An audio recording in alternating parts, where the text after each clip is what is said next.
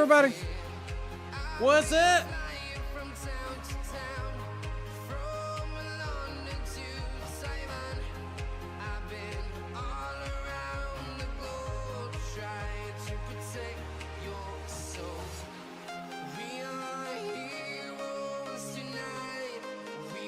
Thank you, Curly Hulk.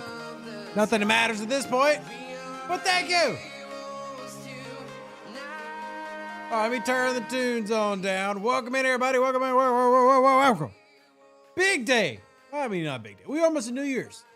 2026 is almost upon us. And to celebrate, STFC is like, hey, what do the people need? I'm going to let y'all take a guess. You know what? I'm not going to let you guess. I'm going to tell you. You know what the people need? More events. Yup. The people need more events. We're going to talk about that today. Welcome in. Hope you're having a great one. Truly, I do. And Merry Christmas and Happy Holidays to all of y'all. For those of you who are interested in the video that we do from all the Christmas presents y'all sent, that'll launch tomorrow morning, as well as another video. So I have a double dose of videos tomorrow. So be looking forward to that if you are. If you enjoy watching our kids open the presents. And again, thank y'all so much to those who send gifts on Christmas. It's incredibly kind. So it's very, very kind of y'all. Let's get into today's show, though, where there's a lot. Now, not everything is bad. And as always, I always say with events, you can just choose to not do them if you don't like them. But we had Alliance tournaments on Christmas and through Christmas. New Year's is also slated to be quite busy. For those who haven't really paid attention or seen, it will be a very busy, very, very, very busy. And of course, the game is frozen up on me, so that's good. That's always nice when it freezes.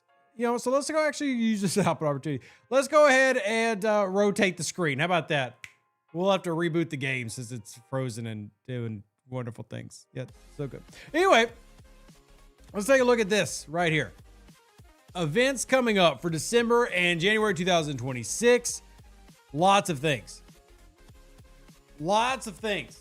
Now, there's a lot of events here. And the good news is events can be ignored. Or they can be participated in and get the rewards.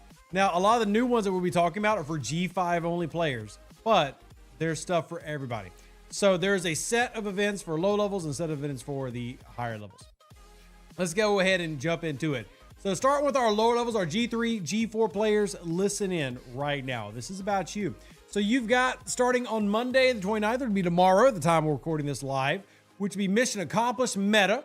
Score points by completing daily Lower Decks lunacy events. Lower Decks are going to be kind of the focus for this interim week, or one of the focuses anyway, as you can see. Survey of the unknown, score points by gaining power through research, defense platforms, building, and dry docks. To be clear, that one is not listed as using officer or ship XP, so be mindful of that one. Perimeter under pressure, score by destroying hostiles with an explorer, and then by doing ship upgrade materials and then Cerritos upgrade materials.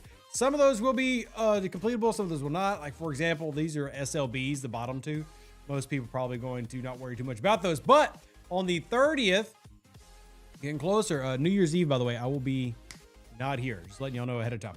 Officer Flash Pass starts, so we got that on Tuesday. We got our week-long break, obviously. Then data collection, destroying hostiles, and by doing armadas and escalation detected. So we're going to have an armada Tuesday.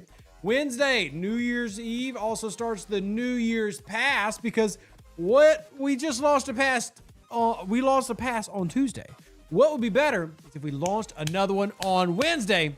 So 2 passes launching here. Destroying hostiles, destroy feds, and then there's also an SLB here for tearing up officers who've appeared specifically in Lower Decks. This will be a 3-day SLB. And Edward, glad to hear that the crew has helped you out. Really happy to hear that.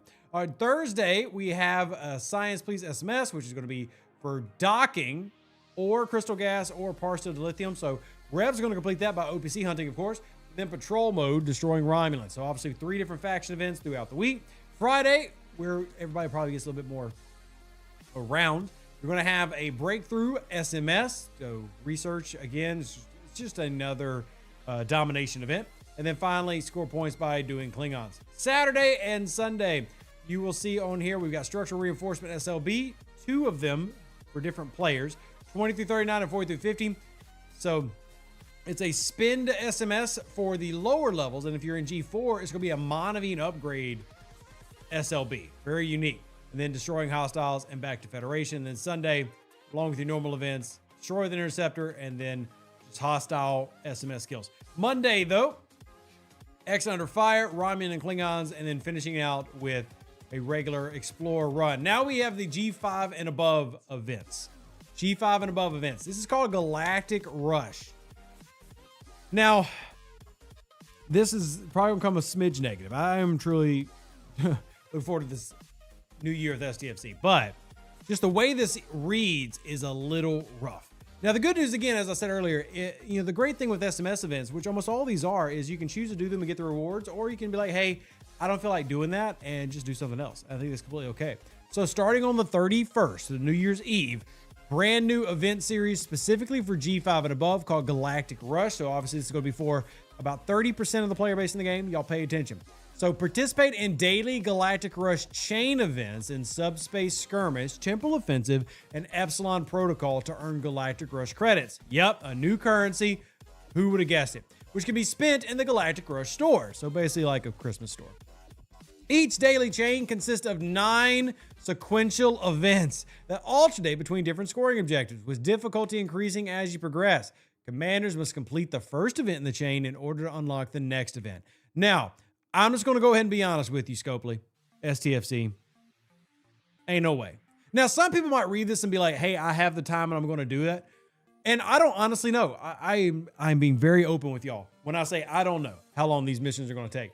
But the fact that you expect me to do 9 sequential events in a row for one event, nope, that's not happening. Rev's not doing that. Unless it's literally hit one hostile, mine one par still, like the trivia events are, then maybe I will.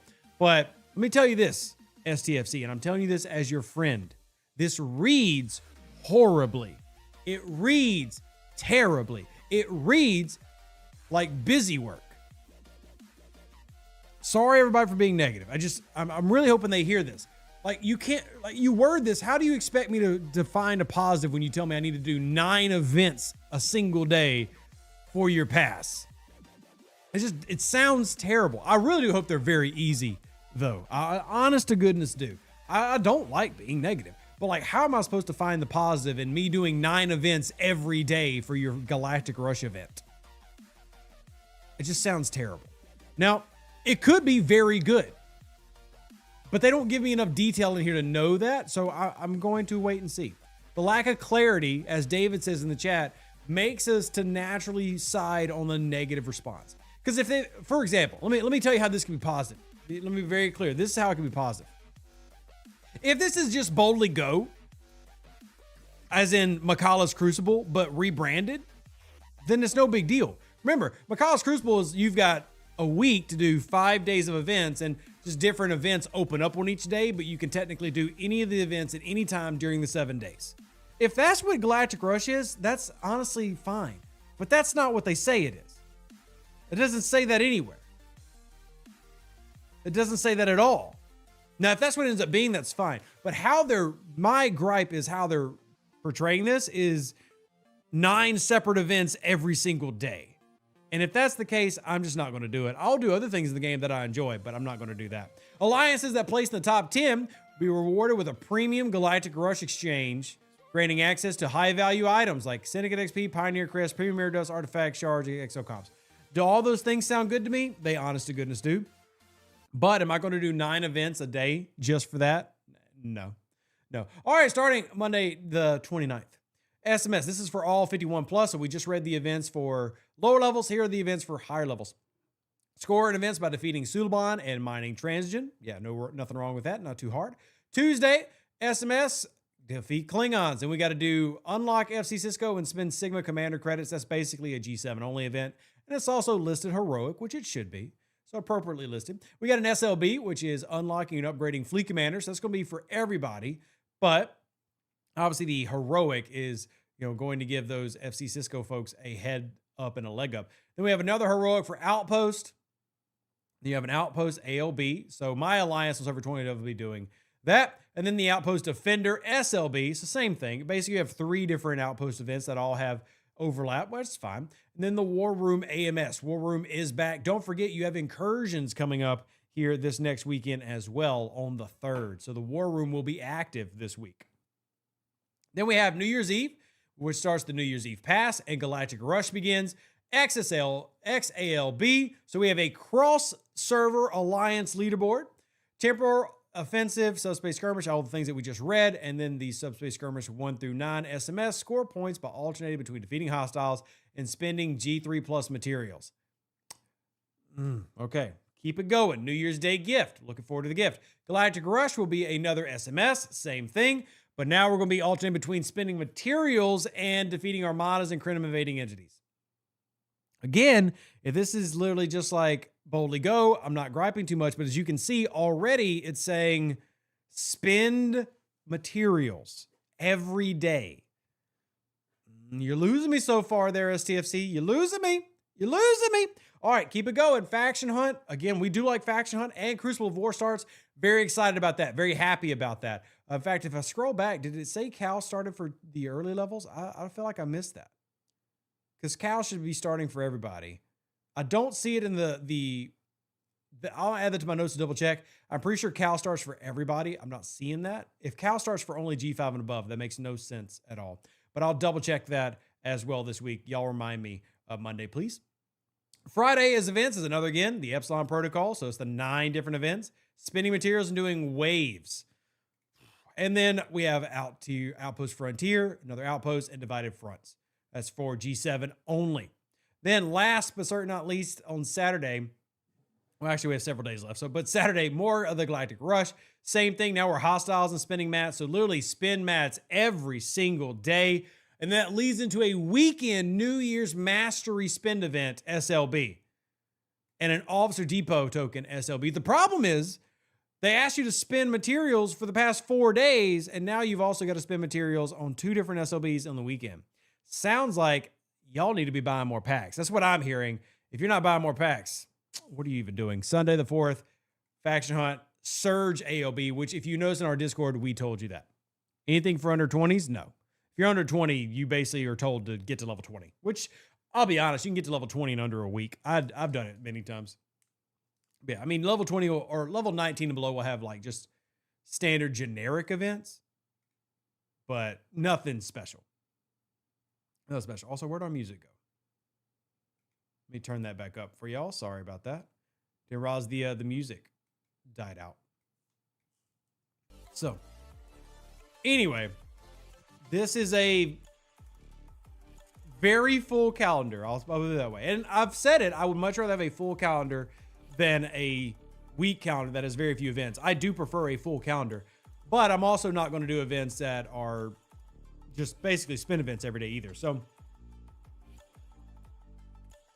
there we have it. I, of course, will be curious what everybody in the chat thinks. But there's some good events in there, and we'll focus on the good events. And I am probably going to be skipping Galactic Rush entirely. Because, again, as it says, those 9 events, they have to be completed sequentially, and the difficulty escalates. So I just... kudos to them trying something new, I guess. But why everything has to have baked in clearly spin mechanics is getting tiresome. Live Ops is bleeding this game dry. And in the way that I'm going to stop talking about the event so that I don't spend this entire show being negative. There are plenty of positives to focus on, but clearly Live Ops and what they're probably being told to do is not one of those. So let's get off the event so we can focus on more of the good things. For example, like Alliance tournaments, which did have number 1, good additions, and number 2 is working. So that's a positive. It's working. That's nice.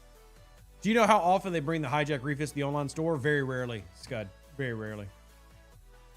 Very rarely. Yeah. So back in the comments. Let's jump into the comments too. Dustin, good to see you. Welcome in. Tular, good to see you. Caledon, Ballybomb. A lot of our regulars here. Simon, I'm actually going to go ahead and raise the desk here real quick. David, good to see you. Dozer, it's late for you. Welcome in. Good to see you. Flip, Mika Dave, Star Dragon, Darth Ahsoka. Welcome in, everybody. Hope you are having a fantastic weekend. And I hope you're getting ready for a wonderful new year. And I do hope everybody here is going to have one of those. So, hey, what's up, Tarkus? Good to see you, Sethan, as well. Welcome in. Emperor Hot Dog, Dustin, Fight.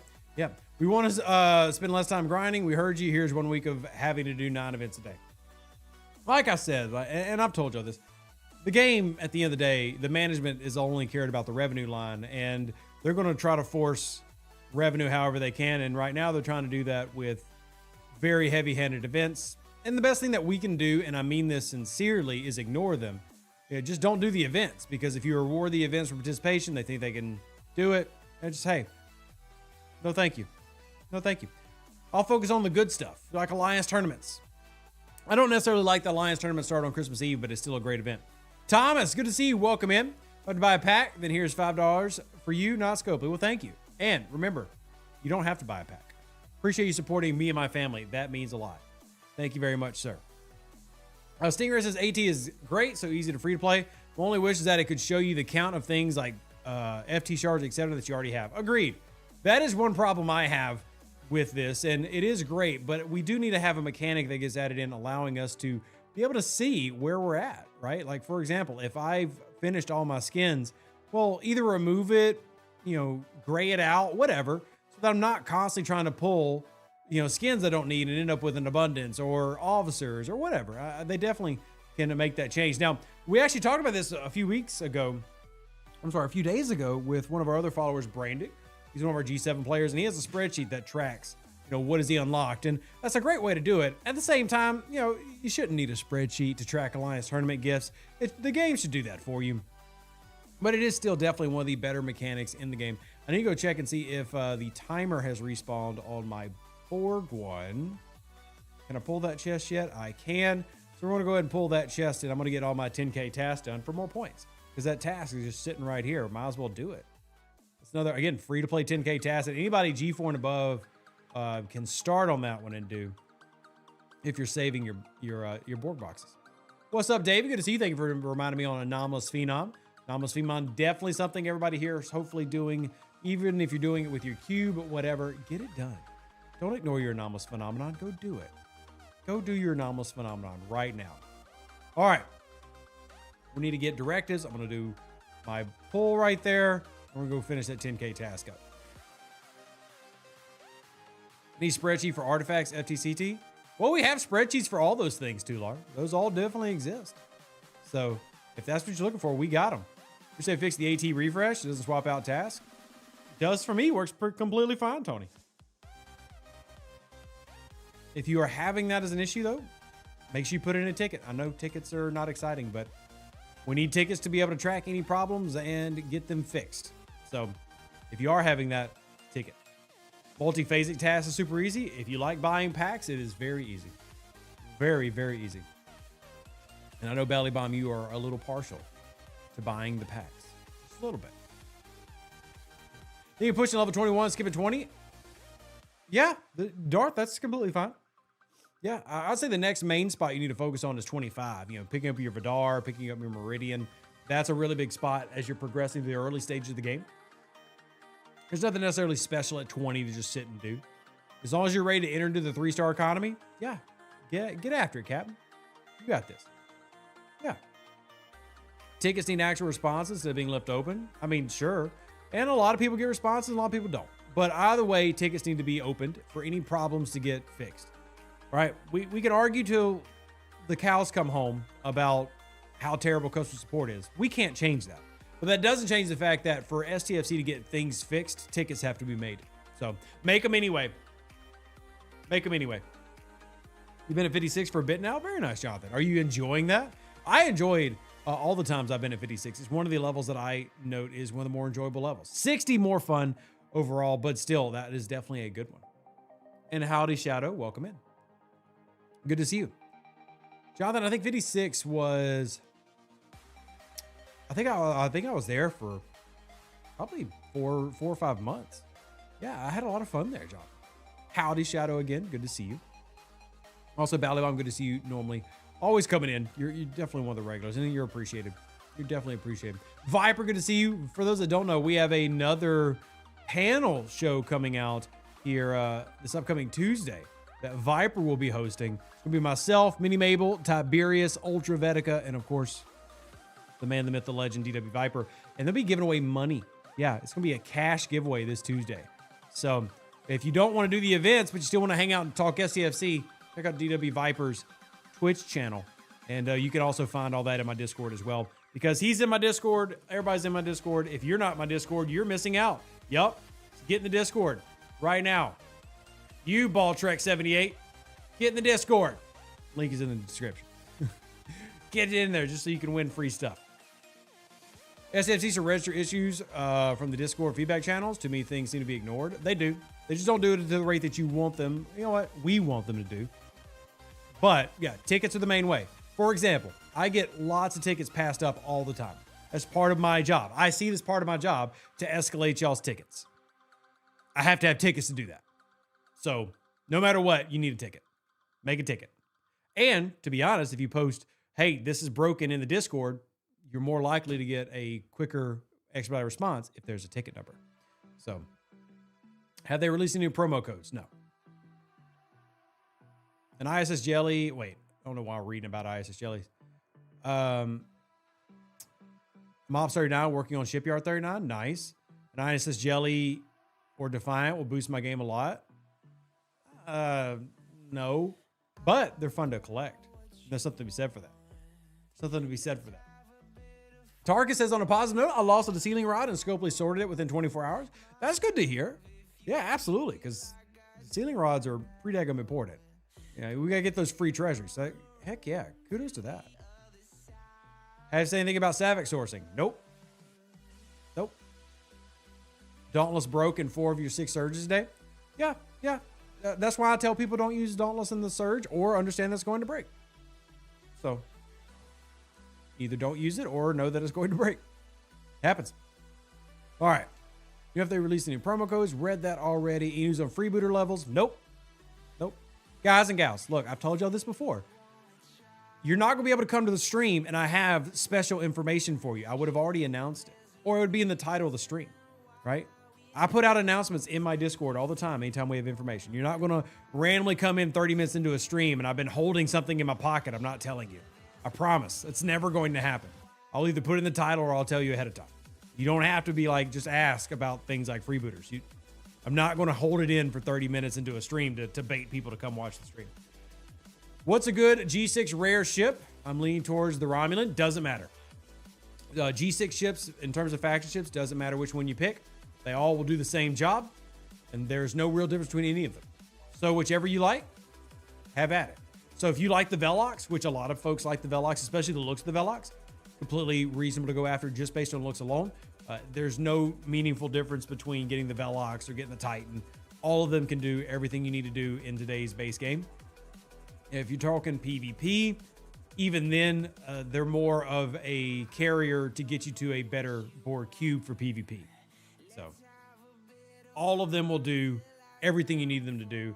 And a lot of people end up just picking the Romulan because they feel like it looks the best. And I would say overall, the Romulans have the best looking ships up into G7 where all of their ships are terrible. So, yeah. Yeah. Let's see. I submitted a few emails in the last month that were sorted out. My pet peeve is that they fixed the issue without emailing me back. So unless I checked to see if the issue was resolved, I didn't know. Yeah, I'm glad it got fixed. You're leaning towards the PvP side? Yeah, and if you're leaning towards PvP, again, there's not a wrong answer. Like a Titan can mess you up just like a Velox can. What it really comes down to is you're trying to get any of those ships, the 66 rares, to tier 9 so that you can then take the cube further because the cube's your strongest PvP ship. At that level, at 66, cube, relativity, and GS31 are going to be probably your best overalls if you're just talking about overall power. Velox, depending on how far you want to take it, just keep in mind most people don't want to take a Velox or a Titan, etc., or a Koskari, just to include the Klingons, to max tier or anything because you want to save all those materials and ship parts, etc., for your epics. Because the epics at this point in the game, like if you are in the upper G6, the epics kind of need to be maxed out. I mean, they just kind of do, right? Not just about for acquiring a vengeance, right? Because that's an annoying requirement. And just for maxing out the cube, but also like if you want to go into G7, it is technically possible to have like a max relativity and kill a 71 hostile and stuff. But most G7 players will tell you if you want to go into G7, it's very, very advisable to be going in there with a powerful set of ships. If it's just one ship, like a Crenshaw, fine, but preferably having acquired a Vengeance. If you're going to skip the Vengeance, definitely having maxed out the Crenshaw and the Cube, just to make it to where your gameplay remains enjoyable. And it's just too often that players' gameplay gets frustrating very quickly, and that's why we have so many people who will quit the game. So if we can help y'all have a enjoyable experience, we want to do that. Riot says they just maxed all their G5 epics. Congrats, man. I love that. You know, since we have no idea when G5 scrapping is coming, can't really look forward to that. And even then, knowing early G5 scrapping is going to be a terrible economy return anyway, it's still really, really nice. So, and Amika says what Rev said, you really want to max cube when you go into G7. Yeah, I mean, now I also, just because I like making sure players are aware of all play styles, you can absolutely go into G7 without a max cube, without a max epic, and relying on max specialty ships. I would argue that's not as enjoyable because it is going to make your game more difficult. But that said, it is definitely doable. If you're wanting me to tell you all the different playstyles, yeah, you can just max out a relativity and just ignore the rest. Wouldn't really recommend that though. I don't think most people would find that fun. But if you are one of those people who likes to push yourself, move quickly, you're ops focused, or you are ops focused, yeah, it's definitely a option. I think we have enough special ships already. Well, good news, Lord. There's another one coming soon. So, yep. Be prepared. Be prepared. I'm just letting you know. Just letting you know. So the G7 Romulans, the ones that lost Romulus, and after that, they had to rebuild their fleet with spare parts. Look here, Ace. I don't need you trying to defend the lore, because they, for example, let me just say this, Ace. For those who haven't watched Star Trek Picard, all of the Romulan ships are from Star Trek Picard. But here's my problem with that statement. Let's use the Snakehead, which is basically like a cargo ship that is the rare ship for the Romulans in G7. You know what you could have used? How about the actual Romulan warbird that 7 of 9 fought in Star Trek Picard? How about that? Sure, Romulans have to rebuild from scraps. I can get that. I can get along with that logic. Okay, let's actually use the cool stuff. Not the random, basically is a silent hostile cargo ship. Use the freaking Romulan warbird. For those who don't know what I'm talking about, if you haven't seen Picard, the old school warbird. You know, the one with the wings out, has got the painting underneath. They had options, is what I'm saying. Don't get me started on a tangent, Dan. Don't do that.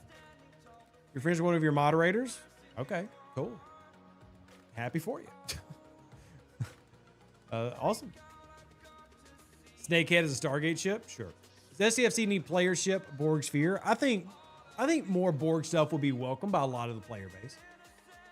I know a lot of the player base wishes they would extend the Borg Cube into G7. Just as I've said, there's no financial sense for them to do that. If we could ever convince them to be very, player friendly, player oriented in how they make decisions, that'd be awesome.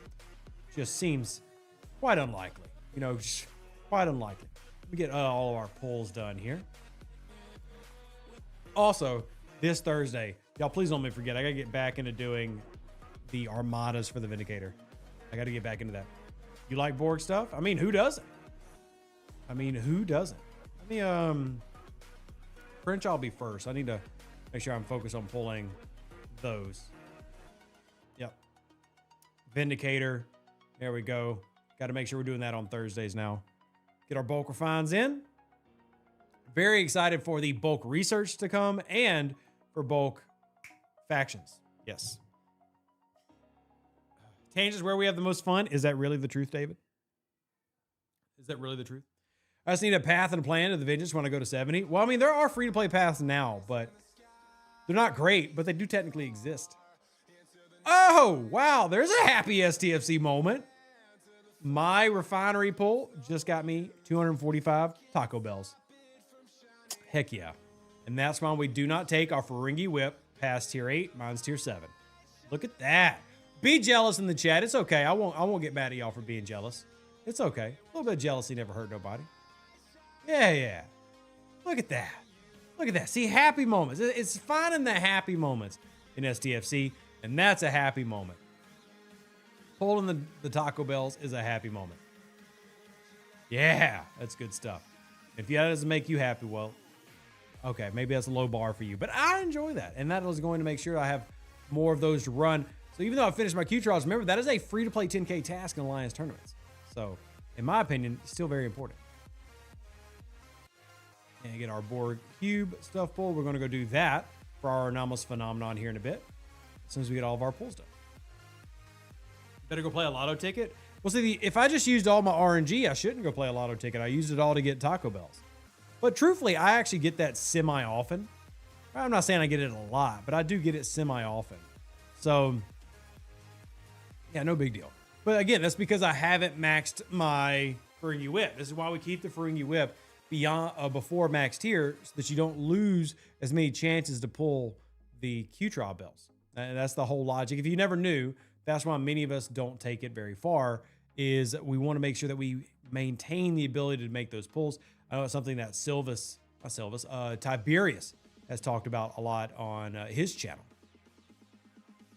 Let's see. Okay, so I need to do this crew. So let me finish hitting these. We'll redock this.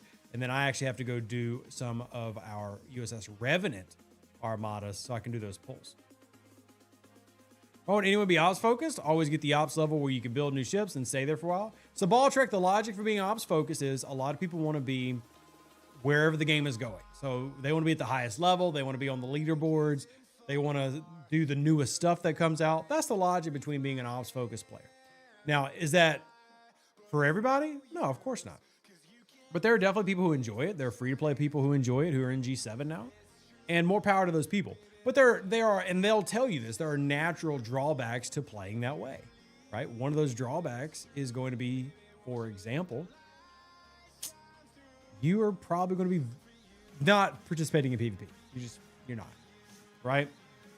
And if you are, you're limited to completely a support role, and you're just going to be lacking. I mean, if you're free to play in G7, you very likely don't have a Vengeance, you don't have a Max Cube. All right, so you can find cool things to do, and maybe your excitement comes from finding, and good night, Ryan. Maybe your excitement comes from, well, I want to be able to do something at 72 that nobody's done before. Nothing wrong with that.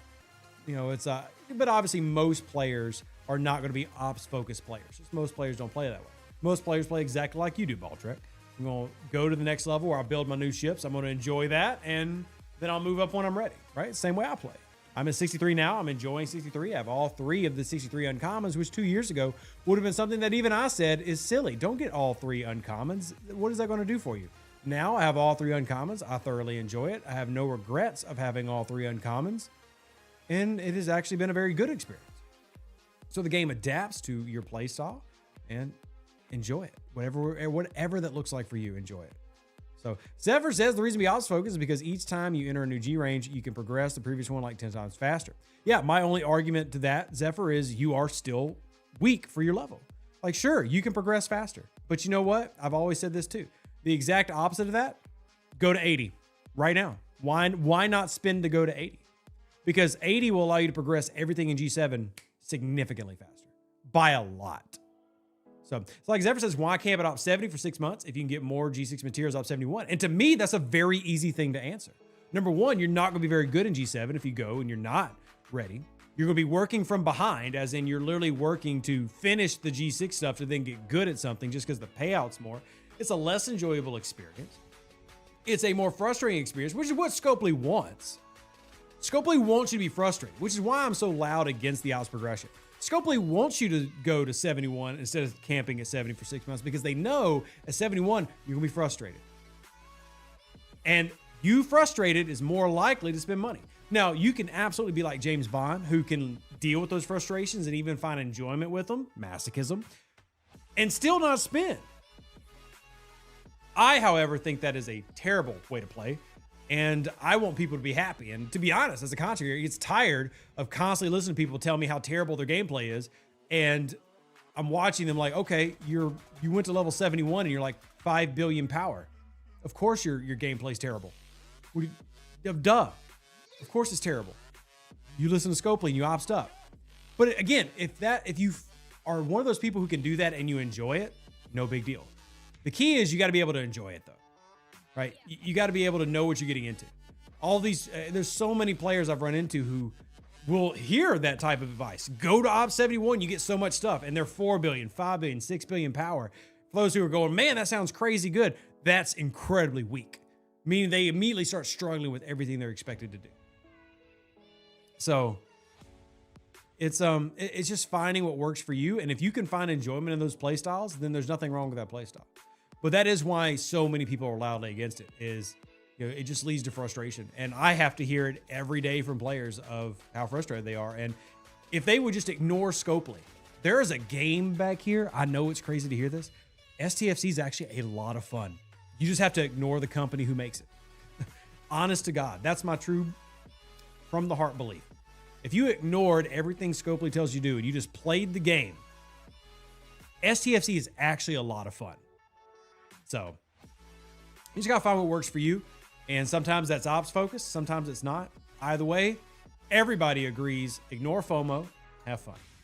So Does says, I had to work high ops 35 39 because that's not fun, even with using pre-earn and loot chested Latinum. Okay. See, I actually have had no problem with that path, Dustin. The G3 is beyond easy now. It's very easy mode gameplay right now. So you have 71s on your server that are 4 billion in power. Yeah, and I'm not trying to call out individuals and like call them bad players. But that's what goes around. And it comes back to remembering different play styles for different people based on how you spend, right? If you're a heavy spender, you 1000% should be moving up quickly. 1000%. If you're not a heavy spender, don't take a heavy spender's advice. Because the sad thing is, a lot of heavy spenders only understand the game with how it's framed for them. So they see all these better payouts and they go, hey, I'm at 72. I'm making way more than in events than at 70. You should come up here with me. And that only works if you play the same way that person does. So yeah, there's definitely a lot of G7 players who are telling all their G6s, yeah, you just need to get to 71. Problem with that, now you can't do anything. Now you're underpowered. And now you have to work harder to get to where you want to be. Instead of, for example, camping at 70 and just being the strongest G6 and being able to do everything until it's easy and then move it up. Find what works for you, though. Dozer says, they're stopping at 70 until I catch up on research and epic ships. No point pushing on while you can't play properly. Yeah. Again, there's no wrong thoughts. Just find what works for you. Just find what works for you. Paplo says, I was like you to be strong for your level, but I changed it to push ops really fast and get your Crenshaw in 3 days only with Battle Pass and have fun, but PvP is now dead for you. Yeah, and that's also fine. Like, I've already said that I'm tempted to move up quicker because I'm going to have a Crenshaw ready to be built in a few weeks. So, like, do I go to 70 and just build a Crenshaw? Or do I just keep playing like I am and enjoy the process? So, yeah. G7 players complain about pain points, so current G5, G6 don't have to. Yeah, one of my favorite phrases, and I've said it on content a lot, that, spender problems become free-to-play problems if not dealt with. So anything up in, the G7 area, currently the premium area of the game, has intended problems, and those will eventually change over time, because like Ballybomb's saying, eventually, the griping, the complaining, the frustrations will be cycled out, and then you could enjoy it without those. So Colt says, I'm at Op 63, top 3, and in no rush to move up yet. I've almost everything caught up, research and buildings. Colt, nice to see another 63 here. This account, I haven't checked in a few days. When I had all the powers up, all my ships in, I think I was the 13th strongest 63 in the game. I see you are currently number 4. I'm actually number 12, and you're number 4. Shout out to you, Colt. You got 50 million power on me, but I'm still better than you because I'm me and you're you. I'm just kidding, Colt. Thank you for being here. Welcome in. Wish they do another Picard arc and introduce the Fleet Museum. I do think the Fleet Museum would be a great addition, Mike. Again, all of G7 is kind of themed around Star Trek Picard, like the ships and stuff. It'd be nice if they went and added those features. I've really wanted a museum. I could show off some of my favorite ships and my favorite skins that everybody could come visit. I think that'd be really fun. It'd be a very nice community-oriented style of game, which is what I've been trying to push to them. Hey, more community-style stuff. Right? I actually like Veil Chat. I like incursions and arenas mainly because of the interactive ability. And I'd like more of that to continue to come to the game. I think a lot of players would enjoy it, even if it's not PvP related, just community-focused stuff. All right.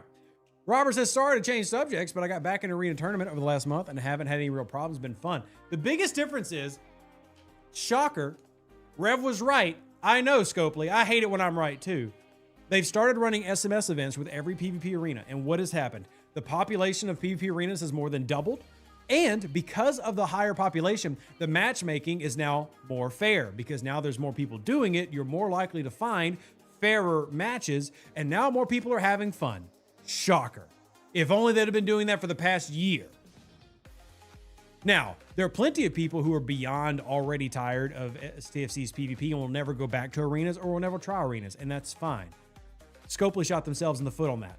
But yeah, for about a month straight, they've been running SMSs every single time. Population has been more than double what it was, and match has been better. Crazy, what a thought. So, yeah, what a thought. Hopefully, they get out of their own way and continue to allow us to have really cool stuff because there are a lot of fun things out there. Again, I really like to stress the point that Star Trek Fleet Command is a fun game. It just comes back to ignoring the intentional frustration that they seem to want to design into it. And if you can find that point for yourself, no matter where you're at, what level that is, you actually really find this game's a lot of fun. Good to see you, Bacon. Welcome in. So John says, maybe I'll give it another whirl then. Yeah, I mean, like, for example, we ran them this past Friday. And we beat a team that had it was a 400 billion power vengeance. We beat them with tactics, right? I didn't have anybody with a vengeance on mine, but we weren't running into we weren't running into a bunch of G7 players is what I'm saying, right? It was definitely more balanced. And that's the same thing with my G4 accounts, more balanced. But that only happens when there's more people. And that's actually one of the problems is it was a self-fulfilling prophecy when everybody was like, hey, I don't do arenas because the matchmaking is terrible. Well, the matchmaking needs more people in it for the matchmaking to be more balanced. So now that Scopely's incentivizing everybody actually participating in arenas, shocker, it's working better. Yeah. Brandon says there are some in my alliance who are blindly and vehemently opposed to that logic about arenas. I've tried to get it across them, but they won't listen.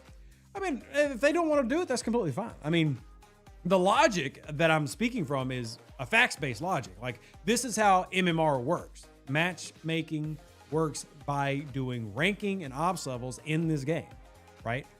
The more people who are doing it in the 40s and 50s, the more likely you are to partner with people in the 40s and 50s. And we've even run experiments to prove this, right? And if you haven't seen some of these, several streams have done it. You'll notice a lot of folks will queue up. And if the queue takes more than 10 seconds, what do a lot of people do? They cancel the queue. Why? Because the longer you're in the matchmaking queue, the more likely the queue itself is to go, okay, we're not finding a match. We're going to broaden the search out and we're going to look for even higher levels or, platinum rankings that we don't tend to favor because everything's weighted, right? And as more time increases, the weights change so that you're more likely to get a match because what all games don't want, including STFC, they do not want you waiting 10 minutes to find a match because that's not fun. They'd rather get you into a match as quickly as possible. So the more people of 56 running it, the more likely you are to run into 56s. And that's just how every game works. That's not even an STFC thing. That's Dead by Daylight matchmaking, War Thunder matchmaking, anything that uses an MMR, DBZ Legends. As time progresses, more likely you get up-tiered. That's the phrasing used in War Thunder, so that they can get you into a match. So the more people we have doing it, the better the matchmaking is. And that's just a numbers thing. And there you have it. And if people don't want to play arenas, that's completely fine. I don't believe in forcing anybody to do any content. It's actually what I like about incursions is you can just set up a shield and go do something else, right? You don't have to participate. Arenas, you don't have to participate. But we do need more people to participate if we want to have the best results of arenas. So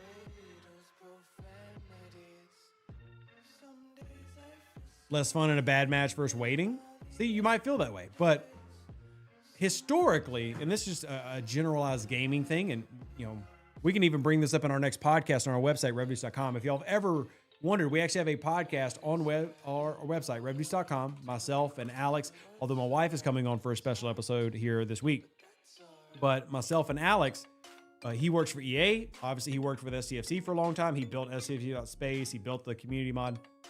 We have a lot of experience in gaming, and we can share what other games are doing and how their systems are set up. But historically, if you have any game where the players are having to wait for an extended period of time, what they do is they just don't play. They stop doing the mechanic. So while I understand what you're saying, Darksmith, that bad matching is worse than waiting a long time, historically what that ends up happening is if you consistently are waiting a long time, people just stop doing the mechanic. They just don't do it anymore. So I definitely see both sides of that. And the fix for both sides of that is more people doing arenas, right?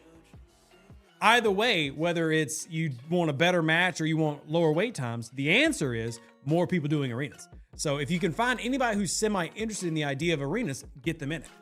For those of you who don't want to do it, I'm not going to force you to do it. For all of you who are on the fence, the more of you who join with me doing arenas, the better they'll be. And the better you'll be. So tomorrow's Latinum Rush Monday and Latinum SLB and Latinum AOB. Yeah, I ignore those. No, thank you. That's the worst. I mean, worst as in the least fun event of the week for me. I ignore that Monday every Monday. But I know a lot of people who like it. I do not bother with the... Now, I'm not saying I won't do my dailies on something if I need to do my dailies, but I do not do that one at all.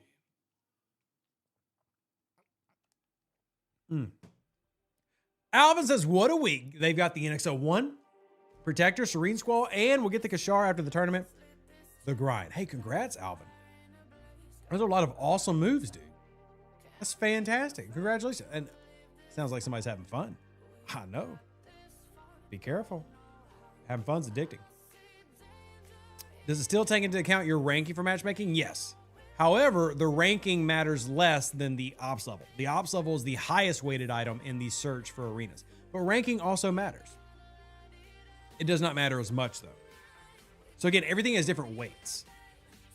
So something might have 2 points to it. One thing has 1 point to it. One thing has 0.5 points. So how do I upgrade my artifact gallery? I just don't understand the prompt. I am lost. No problem, Wesley. I will help you out. So here's what you need to do, Wesley. Shut up. Sorry, I couldn't resist. What you need to do is you need to run formation armadas. Now, you can also, depending on your level, maybe you have more access to this. If you go into your factions, you have a X-Borg pull for your artifact haul, and it'll pay out some of your artifact tokens. What you need to do is you need to earn this token.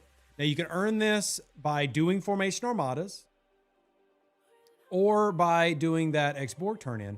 And you need to turn that into the artifact gallery over here in the store button under artifact restoration. Inside artifact restoration is the actual blueprints, building parts, whatever you want to call them, the artifact gallery schematics that you need to upgrade the building. So doing formation armadas with your alliance, as well as that X-Borg turn in, gives you the currency needed to then get the artifact gallery tier up.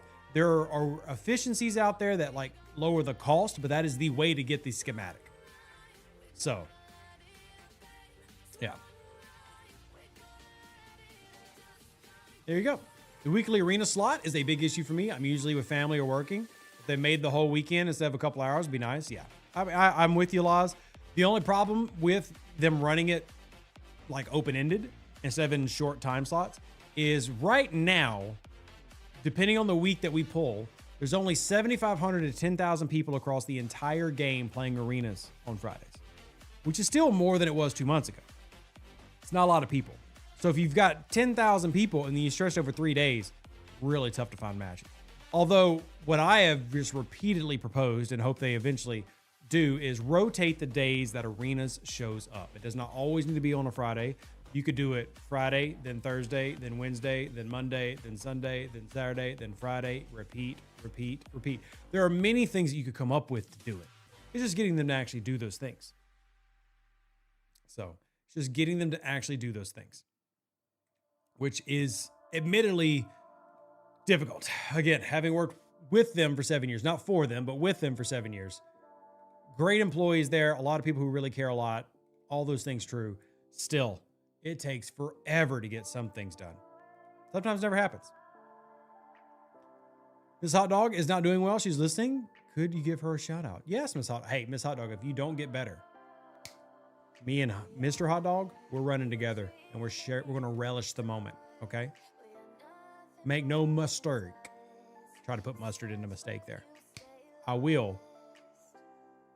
I can't say that because that's a little bit too twitchy. But anyway, you get what I'm saying. Bad dad jokes, get better. Thank you. Yeah, get better. Of the research trees, is there one that you would say is worth ignoring given the current state of the game? Nope. Nope. I mean, all of them have some level of value. I mean, if you had to pick one, like you just say, hey, Rev, give me one to ignore. There's no other option. Okay, ignore Starbase. Like if you just make me give you one. But even Starbase has redeeming things in it. For example, the component duplicator. That's definitely good. For example, the Cardassian cargo plans and the uncommon exchange plans. Those are good. The Armada currency pals. Those are good. If you just hand to, heart, honest to goodness, none of them should you just skip. Like you just want to skip one because you don't want to do it, then I guess Starbase. Yeah. All right, let's go over here, queue these back up, and we'll get these taken out.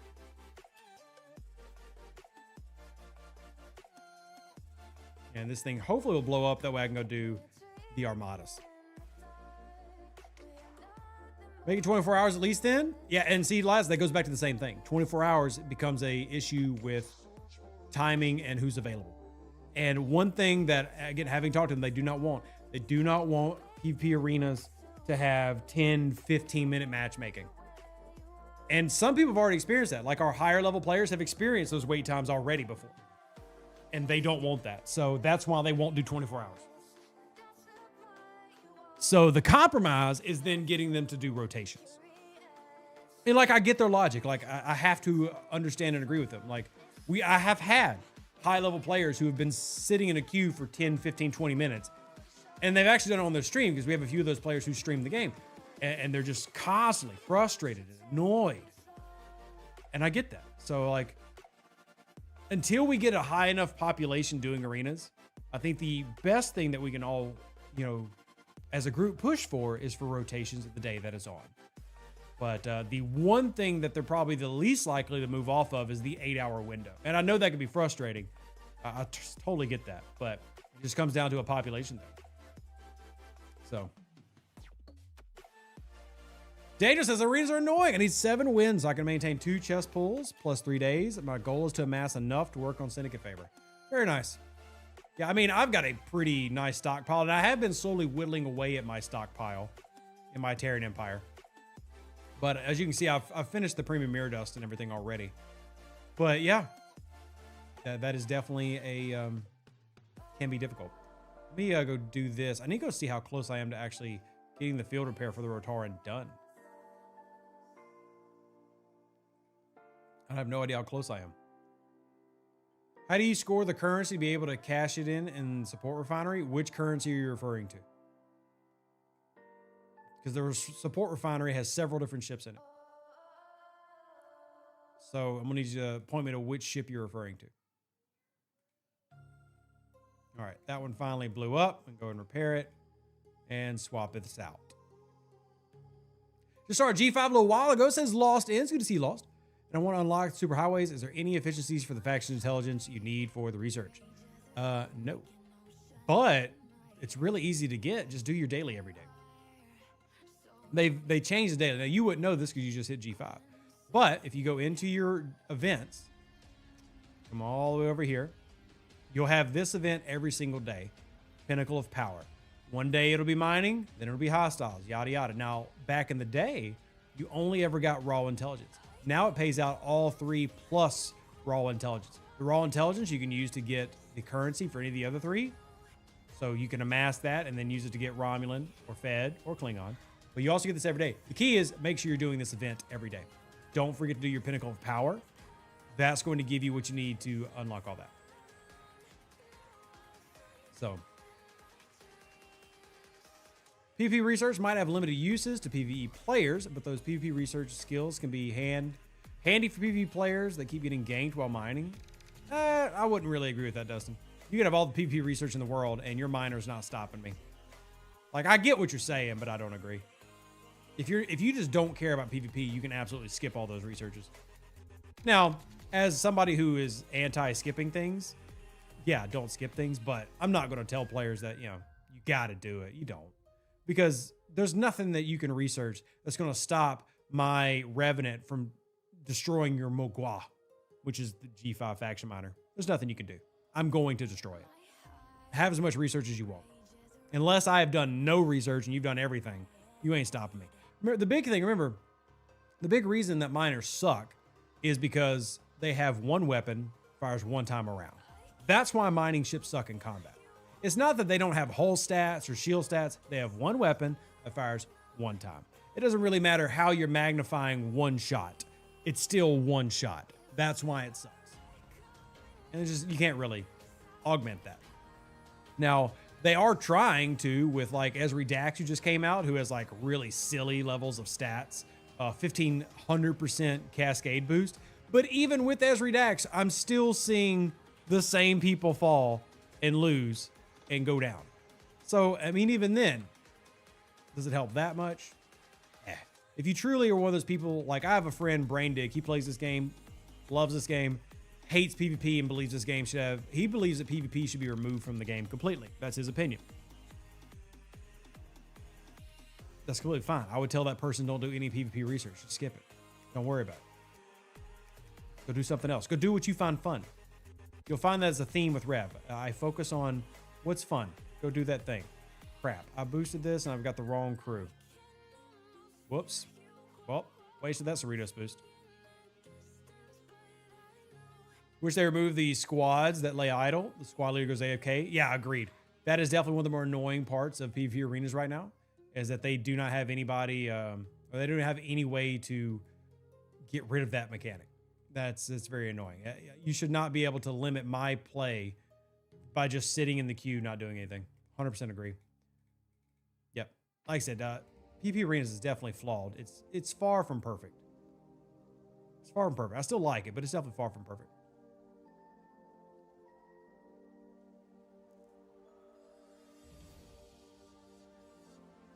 All right, Matt, I don't understand what question you're asking. You're going to need to rephrase your question. I have no idea what you're asking.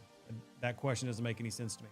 Zuli, good to see you, says, don't focus on PvP, but it's been fun having the server rogue blow up on my mind because his research sucks.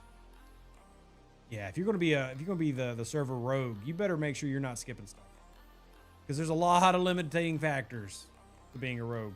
As in, you probably got no alliance, no emerald chain.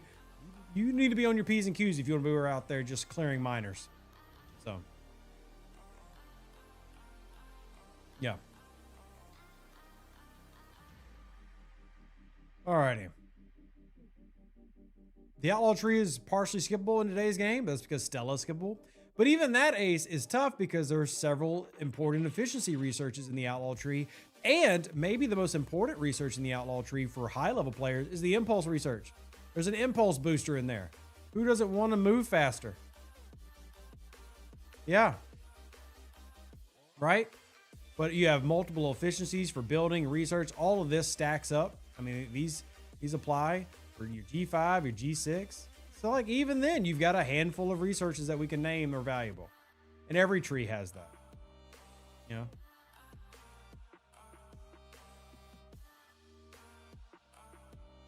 Outpost upgrades? So what about them? I still don't understand what you're asking, Matt. You're not making any sense.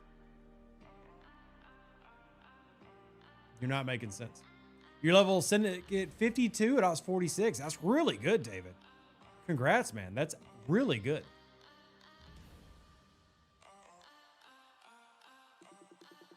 All right, let's see what else we got. I want to make sure I'm not skipping any comments or questions. I try to read everything that I can. So. Weird. I did one pull of the Monavine skin in the AT store, then disappeared. You might need to reboot your game, Gary. So. While running outposts, the upgrades are limited by outpost level. They're not. They're not. Like, if I start an outpost, I can max out that outpost's upgrades. So. Yeah. All right, we'll get this finished. Archiving the Monavine, you lose the refinery. What good is the skin? The skin improves the Monavine refinery, which also then improves the independent archives. So if you have the skin for the Monavine, it will change how much you're getting in your refinery. Or I'm sorry, in your archive.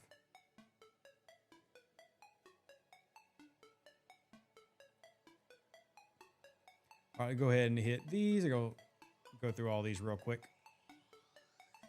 This is another ship I got to finish maxing back out. So that same thing works with the Voyager skin, by the way. Any of the skins that improve the refinery will translate to improving your archive down the road or at the same time. So like if you've already maxed out your Monobeam and get the skin now, it'll jump your rewards. So that's why it's good to get the skins, even if it's retroactive. Now, even we can still argue that maybe we don't even need that to begin with, but yeah. Let's get these cooking. Surprised that 67's in here, unless he's trying to help out his alliance, because that's a really strong ship. There, yeah, so he is. That's a really strong Revenant to be helping out on only a 64. Wish I removed the squad. I read that one from Candy. Let's see. Don't forget the Tritanium efficiency. Yeah. Sigma Tritanium is, well, Sigma Tritanium and Sigma Partial are both huge walls in the game right now. It just depends on what ops level you're at. So yeah, anything you can do that can make those more efficient are also very, very good.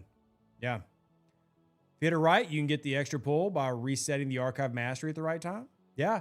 If you're one of those hyper efficient players like Hydrogum, you 100% can do that. And there's nothing wrong with efficiency. Sorry, I was looking for my... Never mind. How you doing, Hydra? Good to see you. Hope you've had a great weekend. Happy holidays and Merry Christmas to you, my friend. And a Happy New Year, hopefully. Very Happy New Year, hopefully. There's 212 watching, only 46 likes. Well, thank you, Brett. Yeah, like the video. It's greatly appreciated. It's a Sunday. It's a little bit later than normal because we still got the football season. But everybody's appreciated. And if y'all be so kind, remember, my content is directed by y'all. If y'all want something made content-wise, whether you're level 20 or level 70, let me know. And get your alliance to come follow the channel and comment as well. Yeah. Lurking with my alliance as our TC, then celebrating my birthday with the family. Well, happy birthday to you. Which TC is it? Because I don't think I have a TC now, but you have me second guessing and want me to boot up other accounts to make sure I am not missing that. Because that is still one of my favorite battle passes. I know I say it a lot, but it is still one of my favorite battle passes. Just because it gives out specialty currencies. And I think everybody here would like to speed up their specialty currency acquisitions. You like the later time slot? Well, it will be going back to 12 p.m. Central Standard Time, Dustin, just letting you know. When the football season concludes, which next week is the last week of the NFL season. So starting on the 11th of January, we'll be back to 12 p.m. Central Standard Time on Sundays for our Sunday YouTube stream. Just letting everybody know, keeping y'all up to date with our schedule. I need to go do more of those. And it froze again, so let's reboot. 16 minutes or 16 hours and 49 minutes. Thank you, Zuli. I'll actually go ahead and boot up server 710. There we go. Just unlocked all 363 uncommons. Nothing like the new ship smell. Congratulations, Jonathan. Having done that as well, it is a lot of fun. That's a lot of fun. Congratulations. Do my kids like STFC? My kids are too young to care about STFC. My kids are 8, 5, and 3. This game is almost entirely people between the ages of 35 and 55. That is the majority of people. There are not a lot of young families here. Now, I'd love more young families to play, but there are not a lot of them. They do exist, but not a lot.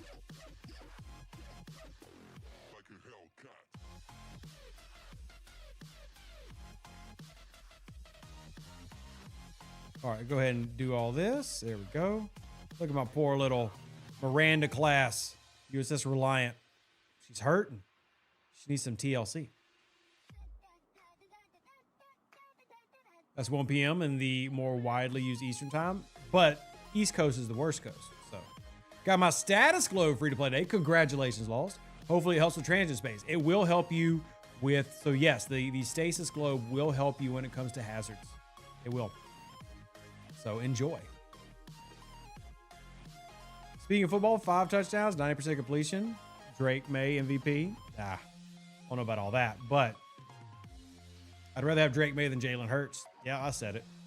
Now, Drake May's team, I'd rather have the Eagles, but I'd rather have Drake make a quarterback. Was Rev's idea to help for territory space? I don't have any, man. I've already submitted so much of that, and it's already got shot down. So I guess what I better said is I don't have any new ideas that I've not already pitched to them many, many times. I have pitched pretty much the same ideas, same 5 or 6 ideas for 4 years now. Hey, what's up, Triax? Welcome in. Welcome in. Hope you're doing well. It's good to see you. It's good to see you. Let's see. We'll get this.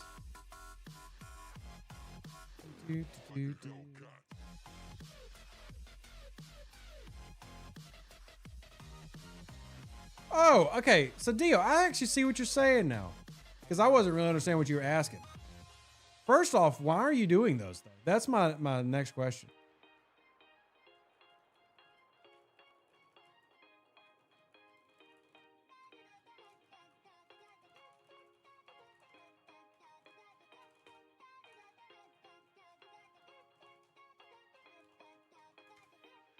All right, there we go.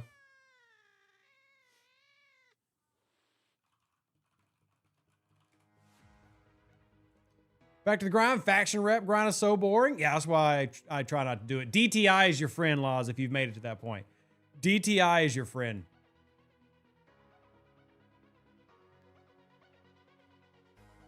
DTI is your best buddy.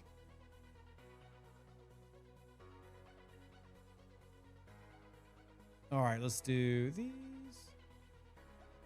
Have you been keeping up with Stranger Things? I think Stranger Things has gotten progressively worse, and Stranger Things is just horrible. I think it's terrible now. The writing is so bad. I would not recommend it. Like, Stranger Things started off amazing, and now I would tell people, if you've never seen it, don't waste it. Don't waste your time. It has gotten so bad. It's so bad. Would not even encourage you to waste your time with it. Plenty of other things to watch. DTI is in the yellow stripy stuff. DTI is in the faction, you goober. As in the faction. Now, on this account, I don't have it, obviously. But the DTI faction. So you do your critical formation armadas, you use your USS relativity, and that pays you out your rep. So that'll help you with your rep grind. That's how most people right now in G4, G5, and G6 get their rep. G7's different. G7 rep torture is spam your dauntless and then also use your main ship to go manually grind rep. That's another decision that people make. But G4 through G6, it's definitely, hey, get you doing that DTI faction. Oh, Section 31. Did I say that? Atlanta. See, this is what happens when I turn off the account. Amazing how much I forget. Let me go double check, make sure. Wait, no, it's DTI. Section 31's not faction rep. Wait, there is one in there, but no. Here, I will boot up the other account and show you. No, try to call me crazy on my stream. So, all right, back in factions. Let's go in here. Come on. Come on. The stripy stuff you convert to rep. We're really calling it the stripy stuff? Atlanta. All right. We'll wait for that. Man, it is laggy today. STFC is laggy. God, it's laggy today. Let's reboot it for a 4th time on stream in 1 hour. Jeez, it's laggy.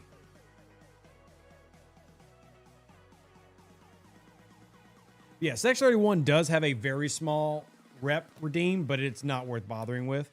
DTI is the one that you want to focus on. Oh, my Cerritos boost died too. Oh, well. So, you going to let me click a faction now, Scopely? You going to let me into my factions? I don't think it's going to load. I think mine is, yeah. This is your reminder that if you're on your tablet, phone, iPhone, Apple, etc., check your storage. If your game is taking up more than a few gigs of space, you need to uninstall and reinstall. Yeah. All right, so anyway, this box right here. which doesn't take stripey stuff. It takes encrypted intelligence. But with encrypted intelligence, I get 1.2 billion rep per pull for all 3 factions. Now, Sex 31 does have rep 240 million. I'm getting 1.2 billion for each one. Yeah, big difference. Now, again, if you're trying to get as much rep as possible, sure, I need to save up and actually finish these. But DTI is the way to really progress your rep. And it all comes down to making sure that you focus on your relativity. Get your relativity up. You know, do your stuff. Do your do your invading entities. Use your relativity because the relativity gets a bonus to the amount of intelligence you get. Just get over there and grind away. So now remember, you have to do these favors. You got Federation Reverence, you got Klingon Reverence and Romulan Reverence.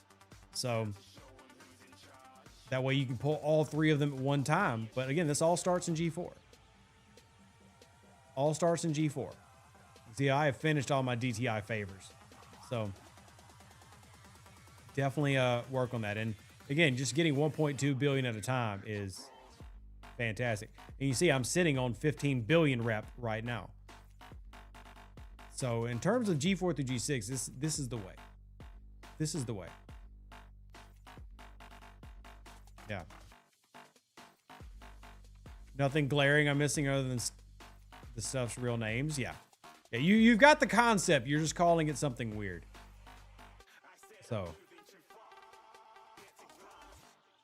Here, let me check. Time.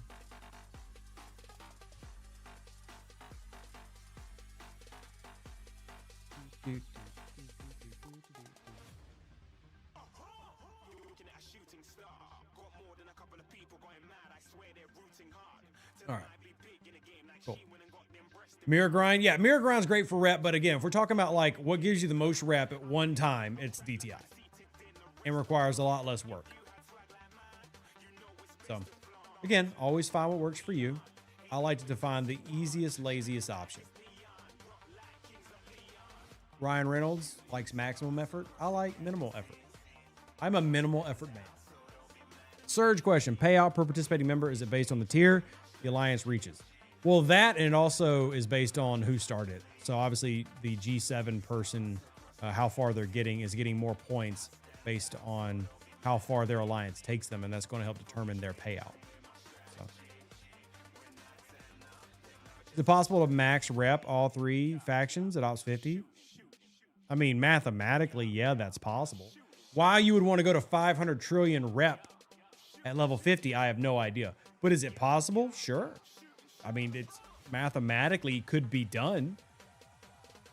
It would take you a long time. Let's see, out of curiosity, how long would that take?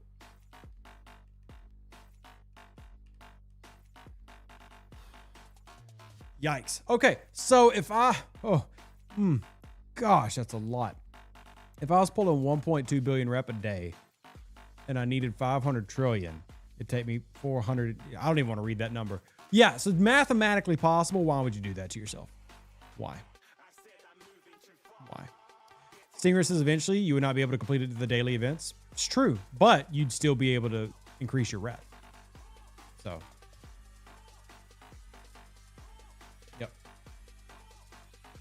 So anyway, yeah, I mean, take your rep as far as you want. Like, there's not a limitation there, but I'm certainly not gonna be the one who tells you, yeah, don't leave level 50 until you've maxed out your rep. That would be crazy work. Crazy work. If you don't have your DTI unlocked, what's the next best method of rep grinding? Grinding in the mirror universe, like manually getting out there and grinding in the mirror universe. But that sounds terrible. So go do your DTI faction and quit skipping it. Yeah, calling you out, Sethan.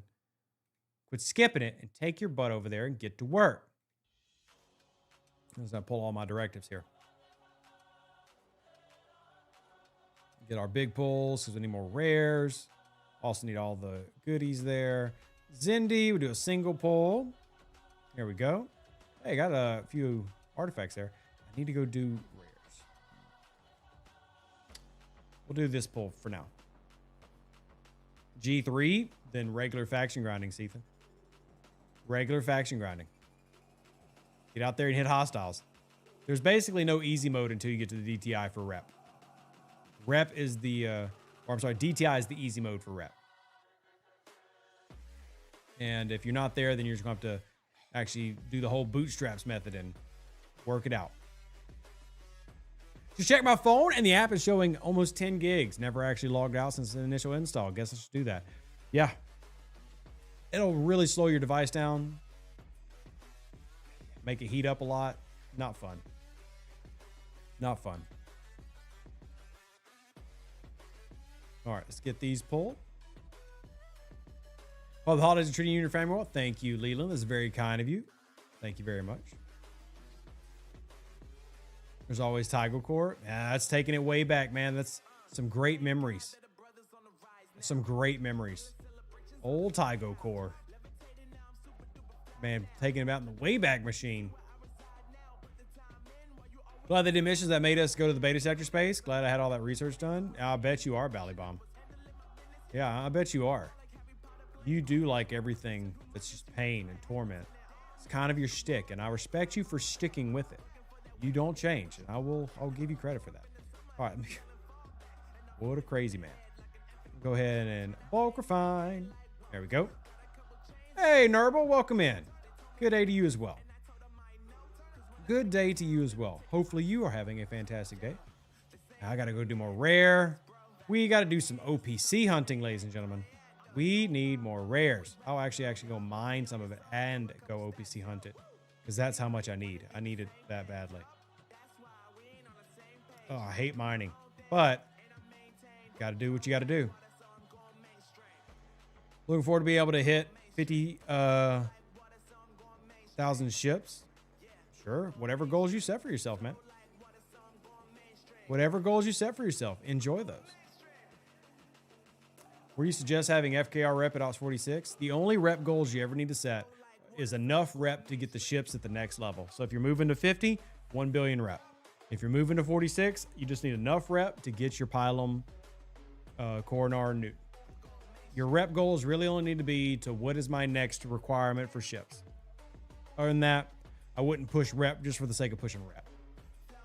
Now, there are, like reputation LBs that'll come around. And if you're one of those people who likes those leaderboards, yeah, go after those. But generally speaking, the only rep you need is what you need to get your ships. So.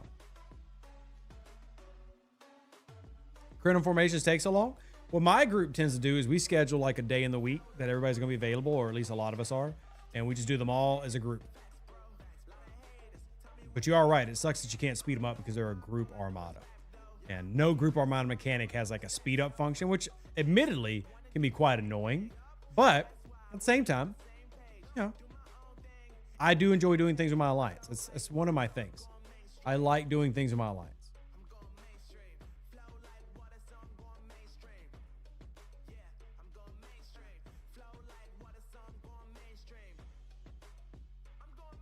My Romulans are... Okay, Dustin, cool. Made the mistake of upgrading Sigma parts on my relativity. I need to push rep to get the Sigma trit now. I mean, do you? Do you? Let's see where this hostile's at. There we go. We want to freeze him. As soon as he's frozen, we'll go put this on a node. There we go. Picard maneuver effective. Hello, James. Good to see you. Welcome in. And we will go ahead and do that there.